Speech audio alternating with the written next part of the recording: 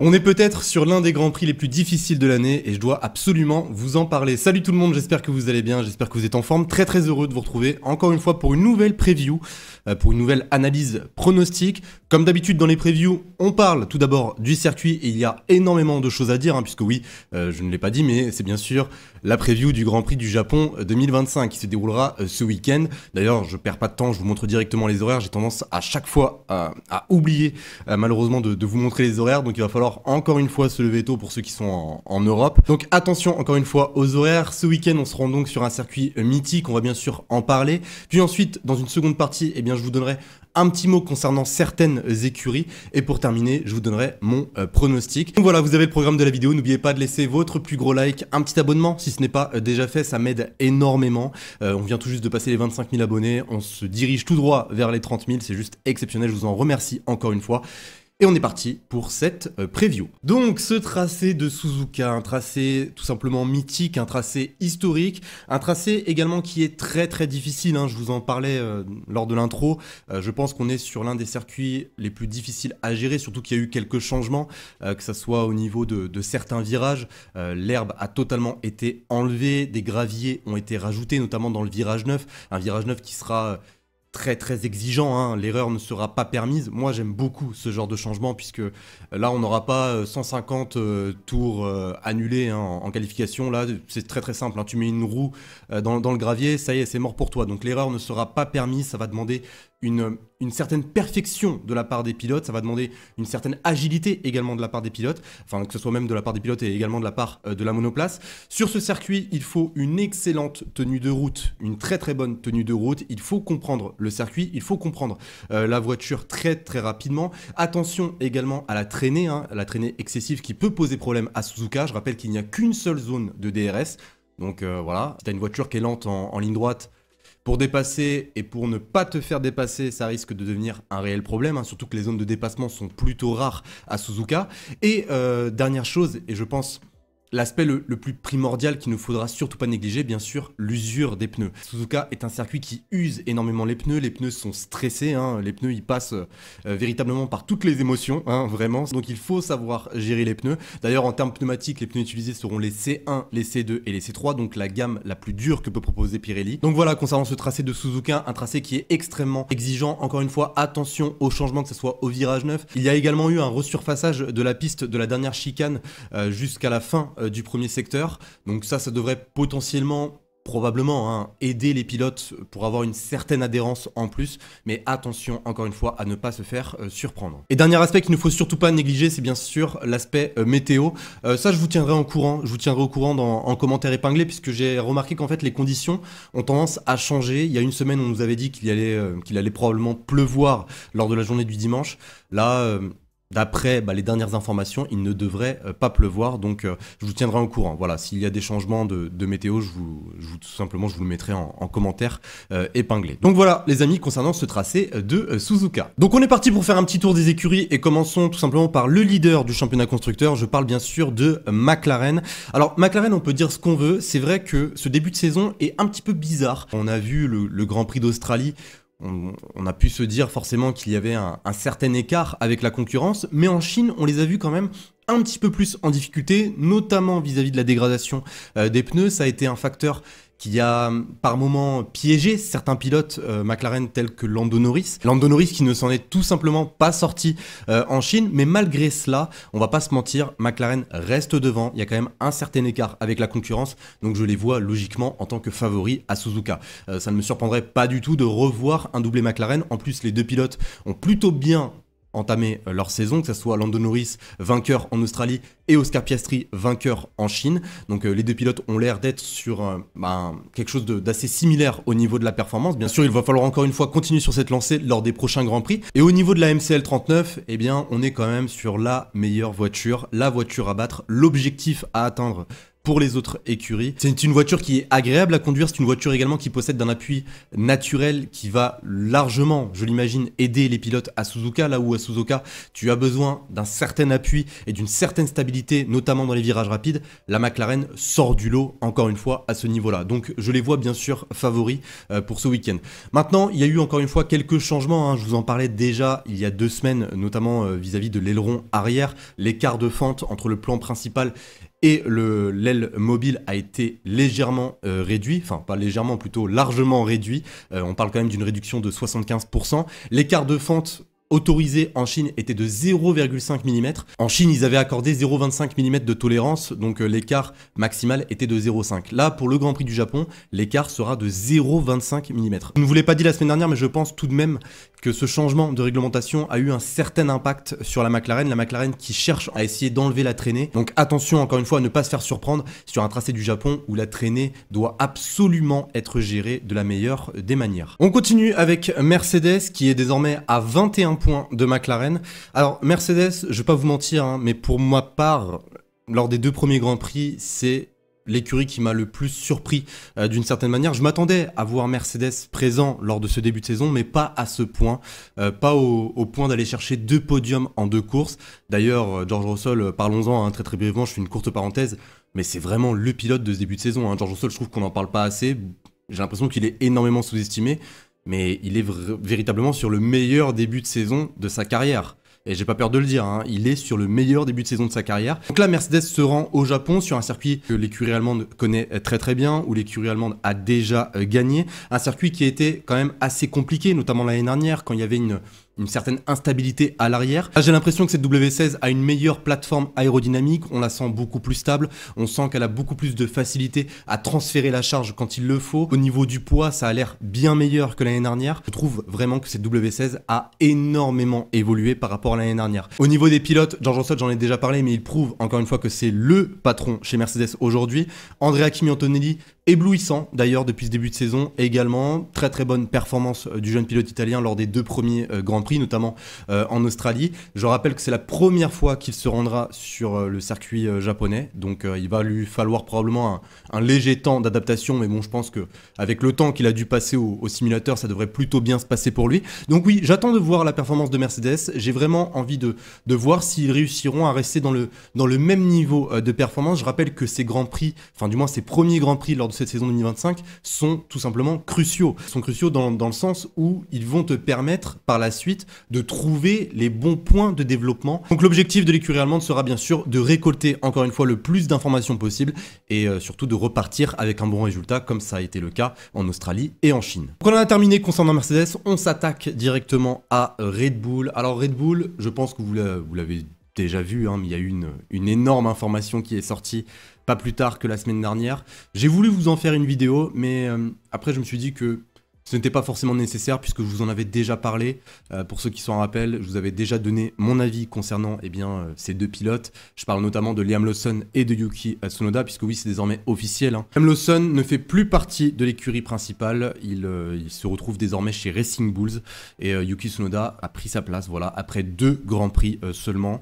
Donc je comprends ce choix, en même temps je ne le comprends pas d'une certaine manière. Là où je le comprends, et c'est par rapport à ce que je vous ai dit avant même le début de saison, pour moi Yuki Tsunoda le méritait bien plus ce baquet, ça c'est sûr et certain, par rapport à son expérience, par rapport à sa légitimité. Yuki le méritait 100 fois plus que Lawson. Ça c'est sûr et certain et je reviendrai pas sur ce que j'ai dit auparavant. Yuki Tsunoda le méritait bien plus dès le début de saison. S'il fallait prendre un pilote, j'aurais directement pris Yuki Tsunoda. Je m'en fiche hein, forcément de l'aspect mental. Pour moi, l'expérience et le mérite sont plus importants à ce niveau-là. Maintenant, là où je ne comprends pas non plus ce choix de Red Bull de lâcher Liam Lawson en début de saison, eh bien exactement, c'est de le lâcher dès le 2e Grand Prix. Dès le 2e Grand Prix, je n'ai pas vraiment l'impression que Liam Lawson a pu nous montrer juste 1% de son talent. C'est vraiment dommage puisque j'ai plus l'impression, pour être totalement honnête avec vous, que cette chute de Liam Lawson ne vient pas du pilote, mais de la voiture. Et j'en suis pratiquement certain à 99%. La voiture, aujourd'hui, la RB21, est considérée comme un monstre pour les autres pilotes. C'est une réalité, S'il n'y a pas Max Verstappen aujourd'hui dans cette voiture, on ne sait pas où elle serait, vraiment. Ça se trouve, elle serait peut-être même derrière la Racing Bulls. vraiment, puisqu'elle est adaptée à 100% pour Max Verstappen. Et quand tu ne sais pas la gérer, quand tu n'arrives pas à te retrouver dans cette monoplace, c'est toujours très très compliqué. Mais voilà, je trouve que c'était probablement un petit peu tôt pour lâcher Liam Lawson. Je pense que les évolutions auraient peut-être pu lui faire du bien pour un petit peu mieux se retrouver dans cette RB21. D'ailleurs, Max Verstappen l'a dit lui-même, hein, Max Verstappen était totalement contre cette décision de virer Liam Lawson dès le deuxième Grand Prix. Je suis totalement d'accord avec lui à ce niveau-là. Je pense qu'il lui aurait fallu un petit peu plus de temps. Là, ça va énormément le toucher dans sa confiance. De revenir chez Racing Bulls après 2 Grands Prix seulement, c'est assez dur, c'est assez dur. Après voilà, comme je vous l'ai dit, je suis content pour Yuki Tsunoda, j'espère que ça ne sera pas un scénario similaire pour le pilote japonais. Je reste encore une fois sur la défensive, j'ai peur pour Yuki Tsunoda, comme j'avais peur pour Liam Lawson dès le début de saison, j'ai peur qu'il se casse la figure, puisque cette voiture, si tu ne la comprends pas, eh bien c'est tout de suite très très compliqué, c'est tout de suite très très compliqué. Tellement de pilotes talentueux se sont cassés les dents sur la Red Bull, je parle d'Alexander Albon qui a fait, je crois, 3/4 d'une saison. Je parle de Pierre Gasly qui a fait environ 12-13 Grands Prix avec Red Bull. Je parle de Sergio Perez. Je parle bien sûr de Liam Lawson. Donc voilà, bonne chance à Yuki Tsunoda. Concernant Red Bull en globalité, mis à part bien sûr Yuki Tsunoda, si on parle un petit peu plus de Max Verstappen, là sur ce tracé de Suzuka, il devrait probablement bénéficier d'une meilleure stabilité aérodynamique, d'une meilleure efficacité aérodynamique. On sait que la Red Bull s'en sort plutôt bien quand il faut un bon appui et le moins de traînées possible, et c'est encore une fois le cas sur cette RB21, c'est une des forces de la RB21. Elle rivalise avec la McLaren à ce niveau-là, donc je pense que la Red Bull devrait plutôt bien se retrouver sur ce tracé de Suzuka, et même ça s'est vu en Chine, hein, dans le deuxième secteur. En Chine, le secteur le plus rapide, la Red Bull était la seule monoplace à pouvoir rivaliser avec la McLaren. Maintenant, l'objectif est clair, l'objectif est de développer la voiture au maximum, l'objectif est d'enlever certaines faiblesses, notamment la faiblesse de la dégradation. La RB21 souffre tout de même d'une certaine dégradation. Donc ça sera super important de tester ce nouvel asphalte et surtout de récolter le plus d'informations, le plus de données sur les long runs. Et on continue avec Ferrari. Alors Ferrari qui ne connaît pas le meilleur début de saison, je crois qu'ils n'ont pas connu un si mauvais début de saison depuis, si je me rappelle bien, 2009, si je dis pas de bêtises.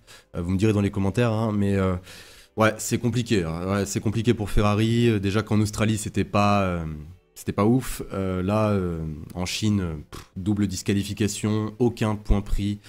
C'est catastrophique. C'est tout bonnement catastrophique. Mais il y a quand même une certaine note positive à retirer de ce début de saison. Moi, comme je vous l'ai dit, et je le répète encore une fois, c'est encore une fois trop tôt pour juger Ferrari. Ils arrivent avec un nouveau concept, etc., etc.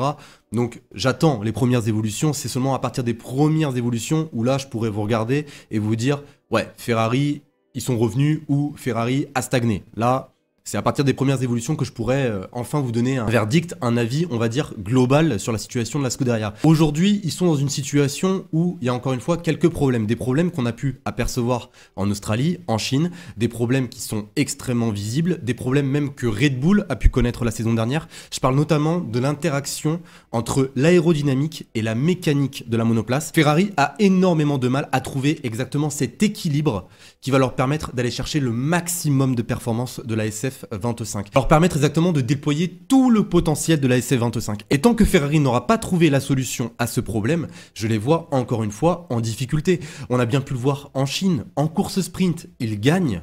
Lors de la course, ils sont nulle part. Nulle part. Tout simplement pourquoi? Puisqu'ils ont toujours, encore une fois, du mal à trouver exactement cet équilibre. Et on parle de certains réglages, que ce soit au niveau des suspensions, que ce soit au niveau du carburant, que ce soit au niveau du poids de la monoplace. Ce sont des aspects qui vont énormément jouer, que ce soit au niveau de la garde au sol, enfin de la hauteur de caisse, tout simplement. Donc ce sont des facteurs qui vont énormément jouer dans le comportement de la SF25, qui vont faire en sorte que par moment, elle peut devenir instable, que ce soit à l'avant ou à l'arrière, et ça va énormément handicaper les pilotes. Donc là, on sait d'où vient le problème. Maintenant, il va falloir le résoudre. D'après certaines informations, Ferrari devrait rapporter un nouveau fond plat, que ce soit à Bahreïn ou à Miami. Je rappelle que normalement, il devrait y avoir une très très grosse mise à jour à Miami qui devrait permettre de régler ces problèmes. Bon, pour le moment, le problème majeur reste tout simplement l'équilibre de la monoplace. C'est un équilibre qui est encore une fois imparfait. On a également remarqué que sur des circuits où il faut un petit peu plus de rigidité, notamment au niveau des suspensions, la Ferrari a un petit peu plus de mal tout de même. Là, on se rend au Japon où la rigidité est quand même quelque chose d'assez important. Donc je les vois encore une fois probablement en difficulté à ce niveau-là. Et si je peux vous simplifier la chose, je pense sincèrement que Ferrari rencontre le même problème tout simplement que Red Bull la saison dernière. La fenêtre de fonctionnement est beaucoup trop étroite. Et tant qu'ils n'auront pas trouvé la solution à ce niveau-là, je les vois encore une fois en difficulté. Donc c'est vraiment dommage pour les pilotes et j'espère vraiment que Ferrari réussira à trouver la solution le plus tôt possible, ou du moins avec les évolutions. Maintenant, on croise les doigts pour une bonne performance tout de même de Ferrari. Il faut qu'ils reviennent. Là, je crois qu'ils sont... là, attendez, j'ai pas le classement. Voilà, ils sont 5e. Ils sont 5e derrière Williams. Enfin, derrière Williams, ex aequo, on va dire, avec Williams, à 17 points. Voilà, donc, ouais. Dur, il faut revenir parce que là c'est tout bonnement catastrophique. Et ce début de saison, je trouve, hein, pour ma part, ce classement ne représente en rien le vrai potentiel de cette SF25 et c'est vraiment dommage encore une fois. Et un petit mot également concernant Williams, ils font partie des 5 premières écuries, hein, je rappelle qu'ils sont 4e avec le même nombre de points que Ferrari ou Williams, ils sont extrêmement impressionnants, on dirait un peu une Mercedes bis par moment. Williams qui s'en sort très bien sur les lignes droites, c'est leur plus grosse qualité, hein, la tempête qu'ils peuvent te mettre sur les lignes droites. C'est une voiture qui s'en sort très bien, qui a très peu de traînée par moment, qui dispose d'une très grosse puissance. Après, je vois probablement Williams un petit peu plus en difficulté, notamment dans les sections rapides. C'est difficile par moment pour la Williams de trouver le bon équilibre entre le bon appui et la bonne vitesse de pointe. Après voilà, encore une fois, félicitations aux pilotes, hein, 2 Grands Prix, 17 points marqués, notamment grâce à Alexander Albon qui est tout simplement incroyable depuis ce début de saison. Donc concernant Williams, oui, je les attends présents et il ne faut surtout pas les sous-estimer en ce début de saison. Pour les autres écuries, ça reste encore une fois assez flou. As qui était nulle part en Australie et en Chine, ça va te chercher de très gros points. Concernant l'écurie américaine, j'attends encore une fois certaines confirmations. Je pense que Suzuka sera un énorme test. On a remarqué que la voiture est par moments instable sur des circuits avec certaines irrégularités, donc on verra ce qui se passera pour eux. Alpine, je m'attends également à leur premier point. J'ai l'impression que la voiture a un réel potentiel, malheureusement pour eux, ça se passe toujours mal. J'ai une réelle impression que Alpine peut faire mieux, véritablement. J'ai une réelle impression que la 10e place au constructeur actuel d'Alpine ne représente en rien leur qualité en piste, donc j'attends un retour d'Alpine. Bon, pour les autres écuries, ça sera quand même assez intéressant de voir ce qui se passera entre le top 10 et le top 20, puisque j'avoue que la Chine était assez compliquée, hein, et ça pour toutes les écuries, la dégradation a vraiment été un facteur clé dans la performance de certaines écuries. Donc voilà les amis, concernant le petit mot sur certaines écuries. Maintenant je vais tout de suite vous donner mon pronostic, ça va être extrêmement court, hein, et je vous invite encore une fois comme toujours à me donner le vôtre. Je rappelle encore une fois que je montrerai les pronostiqueurs gagnants désormais à chaque vidéo preview. Je montrerai les personnes qui ont eu le bon pronostic, le bon podium dans l'ordre lors du dernier Grand Prix. Donc voilà, je vous montre tout de suite à l'écran et n'hésitez pas, hein, bien sûr, mettez votre pronostic dans les commentaires comme d'habitude. Donc au niveau de mon pronostic, ça va être extrêmement simple. Je vais rester sur ce qu'on a pu voir en fait depuis les 2 dernières semaines. C'est vrai qu'il y a quand même un avantage McLaren, et même McLaren en termes d'histoire, hein, McLaren, Suzuka, ça peut nous rappeler quelques souvenirs avec un certain Ayrton Senna et un certain Alain Prost. Donc je vois potentiellement un doublé McLaren, ça ne me surprendrait pas du tout, vu les qualités de cette monoplace et surtout la qualité des 2 pilotes, je pense que ce n'est pas inenvisageable. Mais je vais quand même inverser certaines positions, je vais mettre Lando Norris premier pour ce Grand Prix. Je pense que Lando a peut-être compris que Oscar Piastri représentait probablement un certain danger au fur et à mesure de la saison, hein, puisque si McLaren continue sur cette lancée et reste première force du plateau, bien exactement, Lando Norris risque d'avoir comme principal concurrent son coéquipier et il ne va surtout pas falloir le sous-estimer et inversement. Donc je vois Lando Norris premier, je vois probablement Lando Norris essayer de récupérer cet avantage face à son coéquipier. En deuxième position, par contre, là, je vais rester sur une logique, hein, je vais mettre Oscar Piastri. Comme je vous l'ai dit, un doublé ne me surprendrait pas du tout. Et en troisième position, eh bien, c'est là où la question se pose.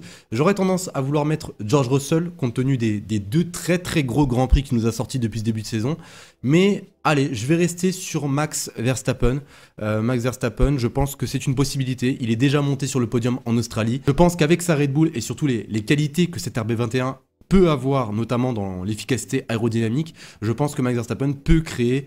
Enfin, je n'ai pas envie de dire la surprise, hein, parce que voir Max Verstappen sur le podium, c'est pas forcément une surprise. Je suis persuadé que Max Verstappen, même avec une monoplace qui est pour ma part un petit peu inférieure à la Mercedes, peut peut-être créer la différence et monter sur ce podium aux côtés des deux McLaren. Donc voilà, je rappelle mon pronostic, Lando premier, Oscar deuxième, Max troisième. N'oubliez pas de me laisser le vôtre. Je m'attends tout de même à quelques surprises, hein, bien sûr. Comme je vous l'ai dit un petit peu plus tôt, Mercedes peut très bien aller chercher le podium, Ferrari peut très bien nous surprendre, que ce soit Charles Leclerc ou Lewis Hamilton, comme ça a été le cas lors de la course sprint en Chine. S'ils arrivent à trouver les bons réglages, pourquoi pas une bonne surprise de la part de Ferrari.